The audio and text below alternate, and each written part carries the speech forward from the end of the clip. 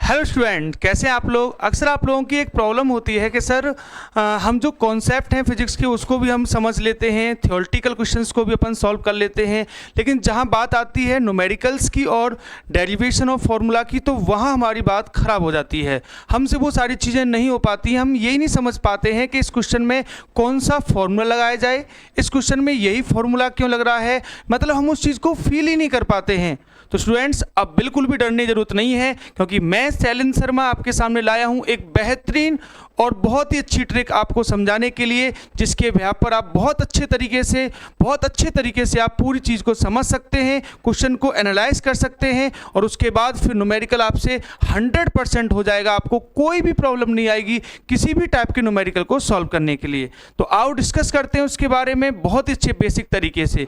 सबसे पहले जैसे मैंने आपको लिखा है how to solve the numericals, अपन न्यूमेरिकल्स को कैसे सॉल्व करें, उसमें सबसे बेसिक जो फंडामेंटल रूल है वो यही है बेटा कि जब टीचर आपको क्लास में पढ़ा रहे होते हैं, आप यहाँ पढ़ रहे हैं, कहीं भी पढ़ रहे हैं, आप सबसे पहली बात है कि आपको क्लास में फोकस करना है कॉन्सेप्ट पर। टीचर समझा रहे होते हैं, उस समय जब टीचर तो उसकी बिगिनिंग कर रहा होता है, कॉन्सेप्ट की स्टार्ट कर रहा है, जैसे फॉर एग्जांपल टीचर पढ़ा रहा है इलास्टिसिटी, तो आपको इलास्टिसिटी में बताएगा कि व्हाट इज इलास्टिसिटी, इसका बेसिक कॉन्सेप्ट क्या है। आपके माइंड में वो बात आनी चाहिए, क्या, क्यों, कैसे, तभी आप साइंस को समझ सकते हैं। अगर टीचर आपको नहीं भी बता रहा है तो आप उससे पूछिए, क्योंकि फिजिक्स में कोई भी चीज़ जो है वो हाइपोथेटिकल नहीं है भैया, सब चीज़ें प्रैक्टिकल हैं, फीलेबल हैं। तो आप टीचर से पूछिए कि इसका बेसिक क्या है, इसका फंडामेंटल मीनिंग क्या है, इसका फिजिकल मीनिंग क्या है, प्रैक्टिकल मीनिंग क्या है इस बात का, तो वो बताएगा आपको कि इसका मतलब ये है, ऐसे है। समझ पा रहे हैं? तो सबसे पहले कॉन्सेप्ट को बहुत अच्छे से क्लास में फील कीजिए। ओके, आप कर सकते हैं ऐसा काम, तो बहुत अच्छे से कर सकते हैं। कॉन्सेप्ट पर फोकस करना है कंप्लीटली, तो आप इजीली आप उस कॉन्सेप्ट को सीखकर वो वाली बातें कर पाएंगे। उसके बाद बच्चों दूसरी बात है revise the concept at home. और देखो सबसे इंपॉर्टेंट बात है सेम डे, ये सबसे इंपॉर्टेंट बात है बच्चों। मोस्टली क्या होता है कि हम उस चीज़ को ना बहुत ज़्यादा इंक्रीज करते चले जाते हैं और फिर लास्ट में कहते हैं सर ये क्या हो गया, सर हम तो वो समझ नहीं पा रहे। अरे उस दिन नहीं देखा ना यार, आज क्लास फिनिश हुई है तो आज ही उस क्लास को लास्ट में क्लास फिनिश होने के बाद चाहे थोड़ी देर रेस्ट करके या कोई और वर्क करके उस क्लास को एनालाइज करना होता है कि आज हमने ये सीखा, आज हमने ये वाली बात सीख ली है और इसको हम फिर कभी नहीं भूलेंगे। तो वो वाली बात पर सबसे ज़्यादा फोकस करना होता है। सेम डे रिवीजन, मेरे एक सर आप मुझसे बोला करते थे कि डेली का वर्क डेली कर बेटा, कभी भी लाइफ में कभी भी परेशान नहीं होगा। अपन को सोना ही तब है, देखो सोना अपने कंट्रोल में होता है, कभी कभी स्टूडेंट्स को जगना अपने कंट्रोल में नहीं होता। ये सबसे गंदी आदत होती है कि सर मैं अभी 10 बजे सो जाता हूँ, सुबह 4 बजे जगूंगा। कभी नहीं जगेगा तू, कभी नहीं पढ़ेगा तू। उसको टास्क को कंप्लीट करके आपको सोना है। स्पेशली जो जेई और नीट वगैरह के स्टूडेंट्स हैं उनके लिए तो बिल्कुल कंप्लीटली बात है कि आपको जो टास्क है उसको कंप्लीट करके ही आपको सोना है, उससे पहले आपको नहीं। तो ये बताया ना, revise the concept at home on same day, सबसे इंपॉर्टेंट बात है। देखो भाई, कोई खाना कितना भी अच्छा क्यों ना हो, लेकिन अगर उस खाने को आपने 8 से 10 दिन तक रख लिया तो वो जितना अच्छा होगा ना उतनी ही उसको उतना ही आप वहाँ पर हेट करोगे, आप उसको बिल्कुल नहीं खा सकते। इसलिए मैंने आपको बताया है कि सेम डे आपको कॉन्सेप्ट का रिवीजन करना है उसी दिन। और लास्ट है फर्स्ट सॉल्व इजी क्वेश्चन। सबसे पहले अपन क्या करते हैं कि हार्ड की तरफ भागते हैं। हार्ड क्वेश्चन अपन से बनता नहीं है, 1-2 क्वेश्चन में अपन ने ट्राई किया और उसके बाद क्वेश्चन फिर बना ही नहीं, छोड़ दिया। जैसे इजी क्वेश्चन के लिए आप स्टार्ट कर सकते हैं, जो आपकी एनसीईआरटी की बुक है वो वहाँ से स्टार्ट कीजिए। उसके बाद फिर जैसे और भी कुछ कॉन्सेप्ट ऑफ फिजिक्स वाली बुक्स आती हैं उनको आप अच्छे से देख लीजिए। और मैंने बताया ना कि किसी एक बुक को फॉलो कीजिए। एक बुक किसी को मास्टर बना सकती है बेटा। आपको तो अपना एग्जाम क्वालिफाई करना है, तो एक बुक को 10 टाइम्स पढ़िए, ज़्यादा बेस्ट रहेगा, न कि 10 बुक्स को आपने 1 टाइम पढ़ा है, बिल्कुल कोई फ़ायदा नहीं है।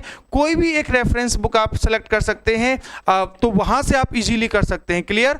अगर आप मेरी एकेडमी को ज्वाइन करते हैं तो हम तो यहाँ पर स्टडी मटेरियल प्रोवाइड कराते हैं, तो उससे कोई प्रॉब्लम नहीं होती। बाकी आप जहाँ भी हैं, जैसे भी हैं, एक बुक को आप अच्छे से वहाँ पर कवर कीजिए, ठीक है। और फर्स्ट इजी क्वेश्चंस को टारगेट कीजिए, आपका कॉन्फिडेंस डेवलप होगा। और जब कॉन्फिडेंस डेवलप हो जाता है तो कॉन्फिडेंस तो बच्चा वो चीज़ है जो पहाड़ को भी कटवा सकता सकता है, समझ पा रहे हैं। उसके बाद then raise the level of questions, उसके बाद फिर क्वेश्चंस का जो लेवल है वो इंक्रीज करना है, easy to moderate, moderate to high level पर जाना है। बिल्कुल जाएंगे आप, बेसिक से ही टॉप लेवल पर जा सकते हैं। अगर एक साथ टॉप लेवल पर जाओगे तो फिसल जाओगे बेटा। तो आपको ये वाली बात ध्यान रखनी है, first easy then raise the level. इसके बाद बेटा कुछ और भी बातें हैं जब हम न्यूमेरिकल सॉल्व करते हैं या कॉन्सेप्ट सॉल्व करते हैं। देखो बड़ी सिंपल सी बात है यार, हर सब्जेक्ट की बात होती है। मान लो जैसे अब आपसे कोई इंग्लिश स्पीकिंग की बात करता है, कोई इंग्लिश सीखने की बात करता है, तो यार वोकैब आपको याद ही करनी होंगी। वोकैब याद नहीं करोगे, बार बार वोकैब अगर टीचर आपको बताएगा तो नहीं सीख सकते ना। आप उस बात को हर बात के लिए आप डिक्शनरी यूज नहीं कर सकते। मान लो आप स्पीकिंग की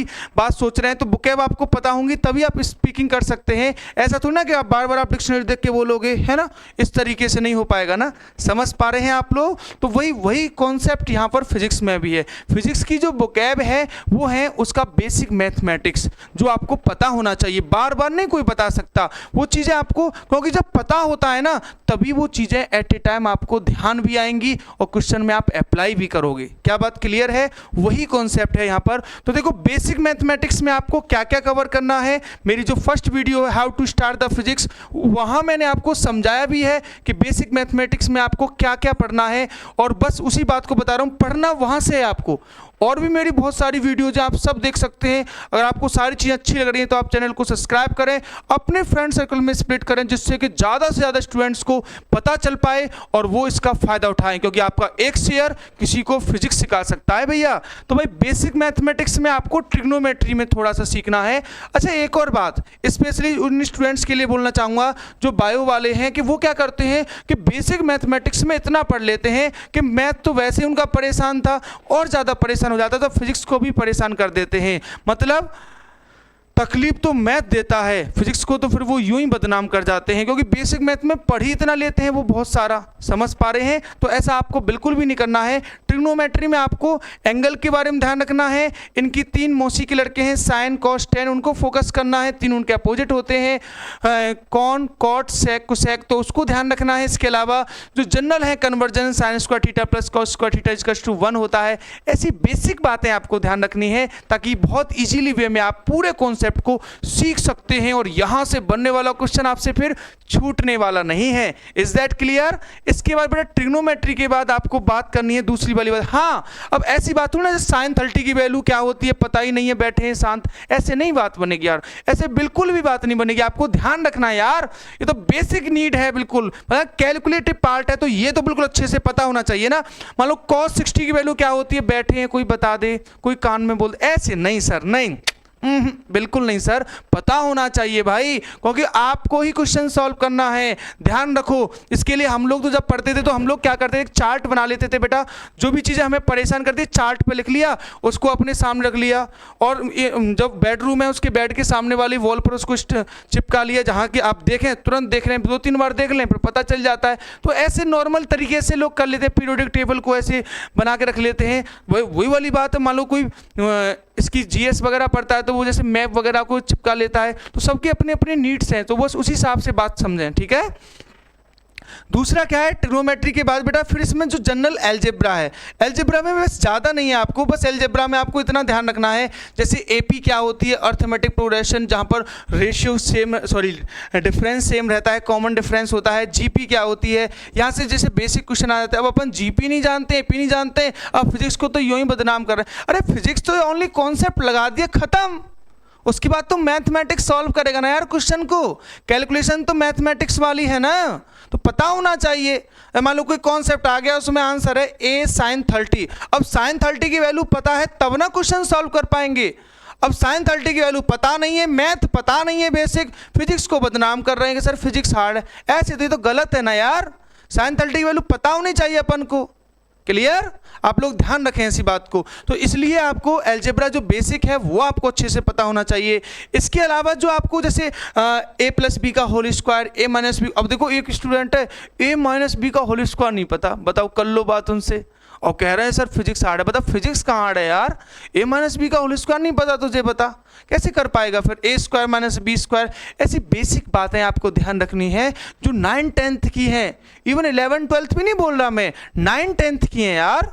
9th 10th में अलजेब्रा में ये सारी चीज़ें सीख लेते हैं।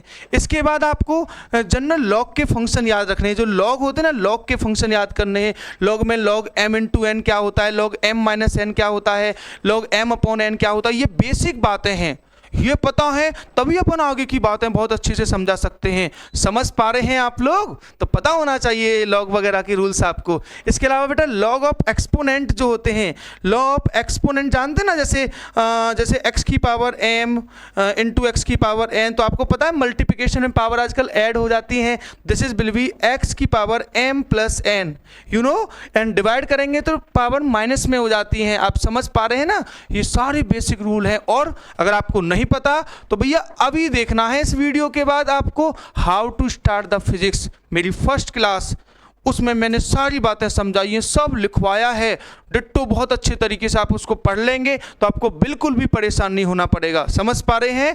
तो बस पढ़ना तो पड़ेगा, दे भाई, करना तो पड़ेगा। आप लोग एक्सक्यूज नहीं बना सकते यार, किसी भी तरीके का एक्सक्यूज नहीं बना सकते आप, क्योंकि लोगों ने बहुत ऐसे ऐसे काम कर दिए हैं जो बिल्कुल अनकंडीशनल हैं। लोगों ने पहाड़ तक तोड़ दिया है यार। अब बताओ पहाड़ से ज़्यादा इंपॉर्टेंट, पहाड़ से ज़्यादा हार्ड वर्क क्या हो सकता है? समझ पा रहे हैं ना? तो आप लोग जिस कंडीशन में हो उसी कंडीशन में अपने आप को इंप्रूव करने की कोशिश करो। आप लोगों के पास, अगर आपके पास जो भी है, जैसी कंडीशंस हैं वैसे इंप्रूव करो। आप अगर ऑफलाइन पढ़ रहे हैं तो ऑफलाइन तरीके से ऑनलाइन है, मतलब 1%। पिताजी प्रॉब्लम सबके पास हैं, किसी के पास भी कंप्लीट तरीके से सॉल्यूशन नहीं है। अभी किसी से भी जाके पूछो ना कि तुम खुश हो, नहीं बोलेगा। हर एक के पास प्रॉब्लम होती है, लेकिन उन प्रॉब्लम्स के साथ एक सबसे इम्पोर्टेंट चीज़ है, वो है कि अपने प्रेजेंट में हम रहें और अच्छे से अपना जो भी टारगेट है, अभी हम क्लास 11th में हैं, 10th में हैं, 12th में हैं, तो उसको फोकस करें, पढ़ाई करें। यही सबसे इम्पोर्टेंट है। क्या आप लोग समझ पा रहे हैं मेरी बातें? तो देखो, ये आपको ध्यान रखना है बेसिक मैथमेटिक्स में, ट्रिग्नोमेट्री। इसके बाद आपको कुछ 11th क्लास का, 12th क्लास का मैथमेटिक्स ध्यान रखना है। इसमें कैलकुलस होता है। कैलकुलस में एक तो होता है अपने पास डिफरेंशिएशन होता है बच्चा, और एक होता है इंटीग्रेशन। डिफरेंशिएशन और इंटीग्रेशन दोनों ही अपोजिट हैं, बिल्कुल ही अपोजिट हैं। बोले तो differentiation is the reverse process of integration. Okay, differentiation use करते हैं जब फिजिक्स में कहीं वर्ड आए ना, रेट वर्ड है, जैसे rate of doing work dw upon dt, rate of change in velocity dv over dt, rate of change in momentum dp over dt। Baba Newton का सेकंड लॉ जो है। तो जहां भी वर्ड आपको रेट लगे वहां पर अपन को डिफरेंशिएशन करना है, डिफरेंशिएशन। और देखो कितना सिंपल है, जैसे x के रेस्पेक्ट में x की पावर n का करेंगे, कितना सिंपल इसे रव ने बनाया। पावर को बस आगे लाना है बच्चा और एक पावर कम करना है, x की पावर n माइनस 1। सिंपल। अगर कोई कांस्टेंट क्वांटिटी हो, सर कांस्टेंट कैसे पता चलेगा? अरे 2 लिख रहा है तो 2 कांस्टेंट है ना यार, 2 का भी 3 तो ना बन सकता है। कैसी बात कर रहा है? कांस्टेंट कैसे पता चलेगा सर? और कांस्टेंट में चेंज क्या होगा? यानी 0। समझ पा रहे हैं? क्योंकि वो कांस्टेंट है तो वहाँ चेंज हो ही नहीं सकता। कांस्टेंट का मीन्स ही है no change. Is that clear? Okay, now integration जो है रिवर्स प्रोसेस है। जहां भी आपको एरिया अंडर द कर्व की बात कराई जाए, कलेक्शन की बात की जाए, वहां पर अपन इंटीग्रेशन यूज करते हैं। जैसे फॉर एग्जांपल अपन को ये पता है, ये सर्कल, इसका एरिया फाइंड कर सकते हैं πr²। मान लो ये अपने पास दे रखा है स्क्वायर एरिया, यस सर। ये दे रखा है rectangle area, yes sir. And this is, आप बताइए शेप का एरिया क्या हो? जो रेगुलर शेप होते हैं जिनका एरिया इजीली हम फाइंड नहीं कर सकते, तो फिर वहाँ पर इंटीग्रेशन यूज करते हैं, यानी नागराज की शरण में जाते हैं। और नागराज क्या है? ऐसे बनाए जाते हैं। ये देखो इंटीग्रेशन, जैसे y इंटू डी एक्स। अब आप समझ रहे हैं इसको क्या बोलोगे? इसको बोलोगे integration of y with respect to x। कृपया ध्यान दें, जो d के साथ होता है उसके रेस्पेक्ट में करते हैं। यहाँ भी सेम बात है, जो नीचे है उसके differentiation of constant with respect to x। समझ पा रहे हैं? ये डिफरेंशिएशन का साइन है, वो इंटीग्रेशन का। आप समझो तो सिंपल सी बात है, इंटीग्रेशन डिफरेंशिएशन का रिवर्स प्रोसेस है, बिल्कुल जस्ट रिवर्स प्रोसेस है। अब जैसे आपको इसमें बताना हो, x की पावर n का इंटीग्रेशन करना है, तो बड़ा सिंपल है, x की power n plus 1 upon n plus 1। That's it. Okay, only dx लिख रहा है तो d खा जाएगा ना, इंटीग्रेशन x बनेगा। ओके, यहाँ लिख रहा है जैसे c dx, तो क्या हो जाएगा cx का डिफरेंशिएशन c का इंटीग्रेशन cx, मतलब रिवर्स प्रोसेस होता है इसलिए। और इसके अलावा जैसे अपर लिमिट लगी होती है यहाँ पर x1 लो ये x2, तो फ्रॉम x1 टू x2 तो क्या करना है, upper limit minus lower limit, वो लास्ट में करना है यार, बिल्कुल लास्ट में करना है, जब सारी चीज़ें कंप्लीट हो जाएंगी तब उसको काम को करना है। क्लियर? ऐसे इस तरीके से क्वेश्चन करना है। जैसे आपसे क्वेश्चन आए, कोई क्वेश्चन आपके पास आता है बच्चों, यहाँ लिख रहा है 1, यहाँ लिख रहा है 2, यहाँ लिख रहा है 3x² और साथ में लिख रहा है dx। अब देखो कैसे सॉल्व करेंगे इसको, बड़ा सिंपल सा क्वेश्चन है। और फर्स्ट ऑफ ऑल बेटा 3 तो कांस्टेंट है, देखो सुकून के साथ करो, रिलैक्स के साथ करो, बिल्कुल नहीं डरना, अच्छे से करना है सारी चीजें, ठीक है। तो 3 इंटू, अब देखो x की पावर 2 का इंटीग्रेशन क्या होगा बच्चा, x की पावर 2 + 1 अपॉन 2 + 1। बेटा ये 2 + 1 2 + 1 से कट जाएगा तो क्या बचा, ओनली x की पावर 3 बचा, और लिमिट क्या है 1 से 2। अब कैसे करेंगे, पहले बच्चों अपर लिमिट पुट करेंगे बच्चा, अपर लिमिट कितना है 2, तो 2 की पावर 3 माइनस लोअर लिमिट करेंगे 1 की पावर 3, 2 की पावर 3 बोले तो 8 - 1, तो कितना आंसर आया 7। देखा आपने, बड़े सुकून के साथ रिलैक्स मोड में अपन ने सबसे पहले इंटीग्रेशन किया, उसके बाद upper limit minus lower limit आपको कराया, और बहुत अच्छे तरीके से हमने सारी चीज़ों को आपको यहाँ पर फील कराया है। तो आप लोग देख पा रहे हैं कैसे क्वेश्चन सॉल्व कर सकते हैं अपन, कैसे सीख सकते हैं सारी बातें, कैसे यूज करना है। तो आपको इंटीग्रेशन और डिफ्रेंशिएशन बहुत अच्छे से आना चाहिए। जैसे देखो कितनी सिंपल सी बात है, और जैसे आपको दे रखा है कहीं पर क्वेश्चन में एक्सेलरेशन दे रखा है, एक्सेलरेशन ऑफ बॉडी दे रखा है, एक्सेलरेशन ऑफ बॉडी दे रखा है 2t - 1, और आपसे बोला है फाइंड करना है क्या बच्चा, फाइंड करना है velocity if body starts from rest and t = कितना दे रखा है, लास्ट 2 सेकेंड, ये दे रखा है। आपको वेलोसिटी फाइंड करना है। अपन कैसे फाइंड करेंगे, बड़ा सिंपल सा लॉजिक है। देखो बच्चा, सबसे पहले एक्सीलरेशन को क्या बोलेंगे अपन, dv/dt। Okay, got it, dv 2t - 1। Now बेटा जी इसको इधर ले जाएंगे तो dv = क्या हो जाएगा, 2t - 1 इंटू dt। भाई t के पास लेके आएंगे ना, dt को अपने फैमिली को अपने के पास लेके जाएंगे या नहीं ले जाएगा। अब इसके बाद d को हटाना है, तो d को हटाना है तो नागराज को बुलाना है। देखो आ गए नागराज। अब यहाँ फिजिक्स फिनिश, फिजिक्स खत्म, अब फिजिक्स नहीं है यहाँ पर, अब तो नागराज आ गए, इंटीग्रेशन आ गया, अब तो मैथमेटिक्स है, वो तो हर जगह यूज हो रहा है, कैलकुलस है ये सिंपल सा। अब इसके लिए सब जगह बेसिक बात है। देखो बड़ी सिंपल सी बात है यार, कि कोई भी न्यूमेरिकल हो उसमें 90% जो पार्ट है उसका वो हर न्यूमेरिकल में सिमिलर होता है, ओनली 10% पार्ट है जो डिफरेंट होता है। स्टार्टिंग में जो कॉन्सेप्ट है, रिश्ता वही, सोच नहीं, वही कॉन्सेप्ट, उसके बाद तो फिर उसी की ओवरलैपिंग होती है, वो पहली वाली बात नहीं समझते। अब जो लास्ट में 90% है वो नहीं फोकस किया तो फिर आगे क्वेश्चन होगा ही नहीं। अब बोला ना यहां क्वेश्चन फिनिश हो गया, अब इसके बाद तो इंटीग्रेशन है ना यार, वो सॉल्व कराएगा क्वेश्चन को। आओ समझो, स्टार्टिंग में टाइम क्या होगा 0, और देखो स्टार्टिंग में वेलोसिटी क्या है। सर वेलोसिटी की लिमिट क्यों लगा रहे हैं बच्चा, किसके रेस्पेक्ट में इंटीग्रेशन हो रहा है, वेलोसिटी के ना, तो वेलोसिटी की तो लिमिट लगाएंगे। देखो क्या बोला है, बॉडी स्टार्ट फ्रॉम रेस्ट, तो initial velocity will be 0। Now अब टाइम कितना दे रखा है 2, और फाइनल वेलोसिटी v, वही तो फाइंड करना है। dv का इंटीग्रेशन क्या होगा v, और लिमिट क्या है 0 से v = 2, t की पावर 1 को क्या लगोगे t² 2। अरे 1 + 1 / 1 + 1 ना यार, -1 का क्या होगा t हो जाएगा सर।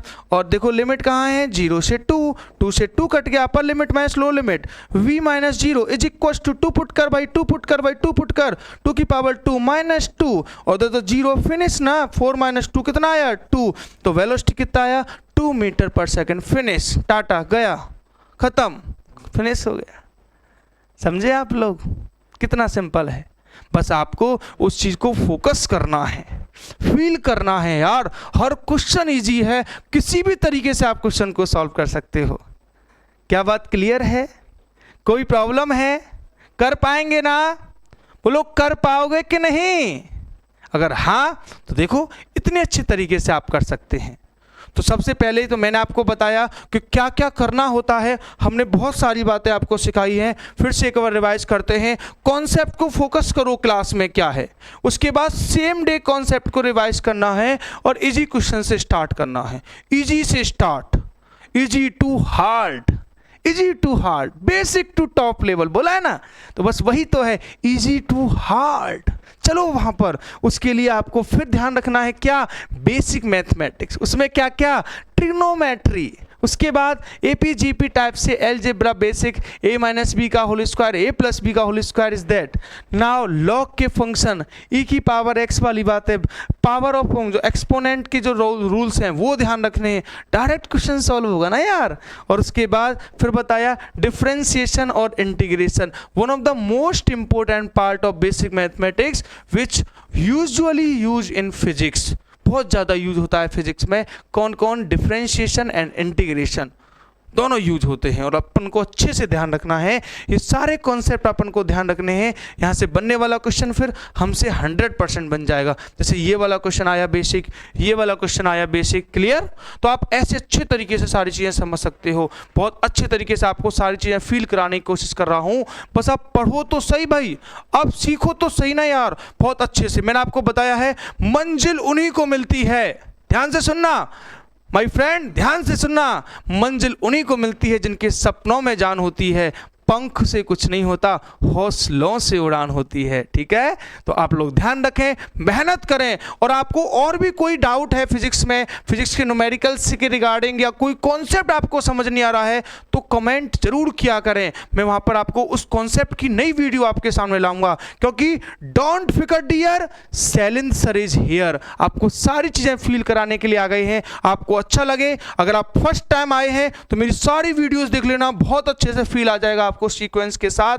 और साथ ही साथ चैनल को सब्सक्राइब करें, शेयर करें अपने फ्रेंड सर्कल में, ज्यादा से ज्यादा शेयर करें, ज्यादा से ज्यादा लोगों का भला करें, क्योंकि आपका एक शेयर किसी को फिजिक्स सिखा सकता है। मिलते हैं नेक्स्ट वीडियो में और बेहतरीन टॉपिक के साथ। तब तक आप अपना ख्याल रखें।